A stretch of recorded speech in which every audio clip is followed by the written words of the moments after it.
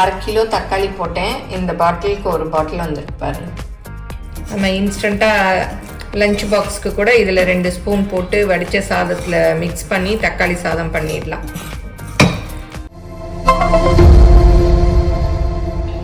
தக்காளி தொக்குக்கு தேவையான பொருள் பார்த்துக்கலாம். தக்காளி இப்போ விலை கம்மியாக இருக்குது. வாங்கி போட்டு வச்சுக்கிட்டோம்னா நம்ம கொஞ்ச நாளைக்கு யூஸ் பண்ணிக்கலாம். 1/2 கிலோ தக்காளி அளவு எடுத்திருக்கேன். அதுக்கு ஒரு 10லேருந்து 12 பூண்டு பல் எடுத்து வச்சுருக்கேன். அப்புறம் தொக்கு எல்லாமே நல்லெண்ணெய் ஊறுகாய் மாதிரி தானே, நல்லெண்ணெயில் போட்டால் தான் நல்லாயிருக்கும். அப்புறம் இது வறுத்து அரைக்கிறதுக்கு 1/2 டீஸ்பூன் கடுகு, 1/4 டீஸ்பூன் வெந்தயம், ஒரு 2 கட்டி பெருங்காயம், அப்புறம் தாளிக்கிறதுக்கு கடுகு, தேவையான அளவு உப்பு, அப்புறம் 2 டீஸ்பூன் தனி மிளகாப்பொடி, கொஞ்சம் வெல்லம், அவ்வளோதான். இப்போ தக்காளியை கட் பண்ணிக்கலாம். இந்த சென்டர் போல் இதை எடுத்துடலாம், ஏன்னா இது அப்படியே இருக்கும்.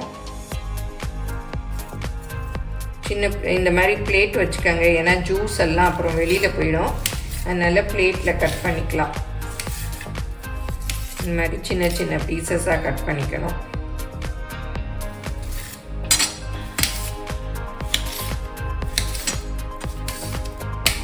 இந்த மாதிரி எல்லாத்தையும் கட் பண்ணிக்கலாம்.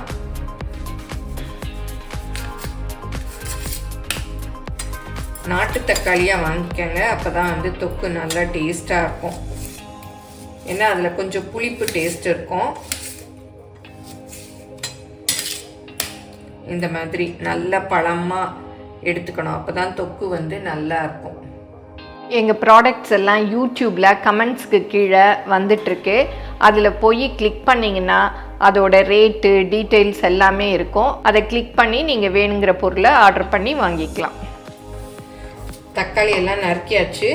நீங்கள் பூண்டு வேணும்னா போட்டுக்கலாம், இல்லாட்டா வெறும் தக்காளி மாத்திரம் கூட போட்டுக்கலாம்.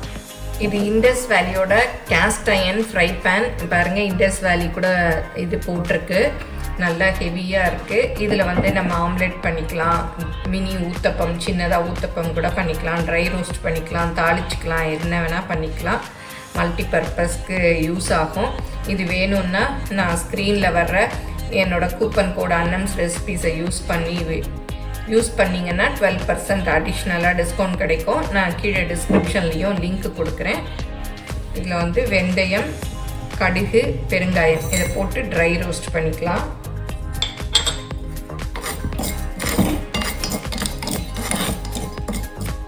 பாருங்கள், நல்ல பொரியிற சத்தம் கேட்குது. நல்லா கடுகு ரொம்ப பொரிஞ்சிடுச்சுன்னா அப்புறம் வெளியில் கொட்டிடும். போதும், அடுப்பை ஆஃப் பண்ணிடுறேன். பெருங்காயம்லாம் கூட பாருங்கள் கலர் சேஞ்ச் ஆயிடுச்சு. பாருங்கள், படப்படன்னு சத்தம் கேட்குது. அடுப்பை ஆஃப் பண்ணிட்டேன். நல்லா ஆறிடுச்சு. இதில் போட்டு இடிச்சுக்கலாம். பாருங்கள், நல்லா தூள் பண்ணியாச்சு. இந்த அளவு போதும், ரொம்ப ஃபைன் பவுடராக வேண்டாம், கொஞ்சம் கோர்ஸாக இருந்தால் போதும். பூண்டு இதில் போட்டு 1-2 தட்டிக்கலாம். எப்போவுமே இந்த இடிக்கல் யூஸ் பண்ணுறச்சு இந்த மாதிரி கிளாத் போட்டுக்கோங்க கீழே, இல்லாட்டி அப்புறம் இந்த கிரானைட் மேடை கொஞ்சம் கிராக் விட்டுக்கும். இந்த மாதிரி தட்டிக்கணும்.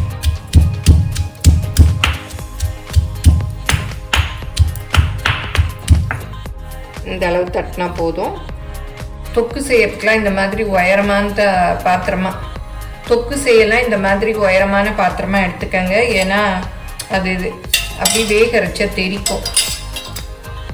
இப்போ 3 டேபிள் ஸ்பூன் அளவு நல்லெண்ணெய் ஊற்றிக்கலாம். நல்லெண்ணெய் எல்லாம் நிறைய ஊற்றினா தான் தொக்குக்கு நல்லாயிருக்கும். இதில் கடுகு போட்டுக்கலாம்.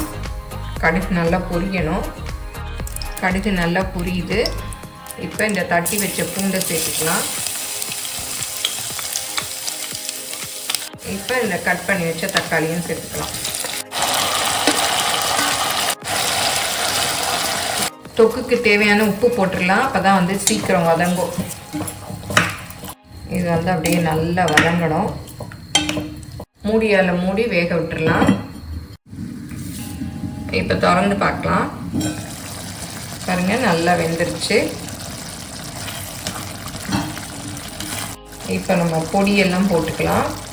தனி மிளகாப்பொடி, இப்போ அரைச்சோம் இல்லையா கடுகு வெந்தயப்பொடி அதையும் போட்டு நல்லா மிக்ஸ் பண்ணி விட்டுருவோம்.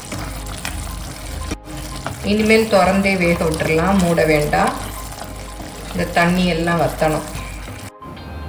நீங்களும் சுவையாக சமைக்கணுமா எங்கள் மசாலா பொடிகளை யூஸ் பண்ணி பாருங்கள். அதெல்லாம் வாங்கணுன்னா ஸ்க்ரீனில் வர்ற வெப்சைட்டுக்கும் வாட்ஸ்அப் நம்பருக்கும் போய் ஆர்டர் பண்ணிங்கன்னா நீங்கள் வேணுங்கிறத வாங்கிக்கலாம்.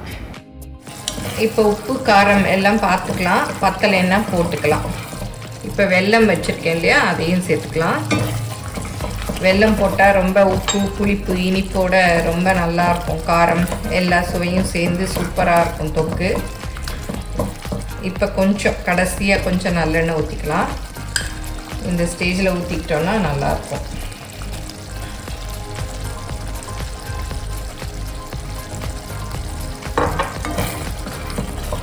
அப்படியே திறந்து அடுப்பை வந்து ஒரு மீடியமில் வச்சுருங்க. அப்படியே வேகட்டும். அப்படியே எண்ணெய் பிரிஞ்சு வரும், அது வரையும் அப்படியே அடுப்பை மீடியமில் வச்சு வேக விடணும். இப்போ பாருங்கள், அப்படியே எண்ணெய் மேலே வந்துருச்சு, போதும். இப்போ வந்து அடுப்பை ஆஃப் பண்ணிடலாம். அப்படியே எண்ணெய் மேலே வந்துருச்சு பாருங்கள், நல்லா வெந்துருச்சு, நல்லா திக்காகிடுச்சு பாருங்கள். தண்ணி எல்லாம் வற்றி நல்லா திக்காக அப்படியே தொக்கு கெட்டியாக வந்துருச்சு. இன்னும் நம்ம அடுப்பை ஆஃப் பண்ணோன்னா இன்னும் கொஞ்சம் திக்காயிடும். அப்படியே எண்ணெய் பாருங்கள் அப்படியே வருது. நம்ம ஊற்றின எண்ணெய் எல்லாம் அப்படியே வெளியில் வந்துடும். இந்த மாதிரி வந்தால் தான் தொக்கு கெடாமல் ரொம்ப நாளைக்கு நல்லாயிருக்கும். இப்போ வந்து ரொம்ப சூடாக இருக்குது. கொஞ்சம் சூடு ஆறின பிறகு இந்த மாதிரி கிளாஸ் பாட்டில் முதல் நாளே கழுவி நல்லா ஈரம் இல்லாமல் வெயிலில் காய வச்சு வச்சுக்கோங்க. அதில் எடுத்து வச்சுக்கிட்டோம்னா நல்லாயிருக்கும். இப்போ வெதுன்னு வந்துருச்சு, எடுத்து நம்ம இந்த பாட்டில் வச்சிடலாம். 1/2 கிலோ தக்காளி போட்டேன். இந்த பாட்டிலுக்கு ஒரு பாட்டில் வந்துருக்கு பாருங்க. இப்போ இந்த பாத்திரத்தில் இருந்த தக்காளி தொக்கு எல்லாம் பாட்டில்லையும் மீதி இருந்ததை இந்த மாதிரி சின்ன கிண்ணத்துலையும் எடுத்துட்டேன்.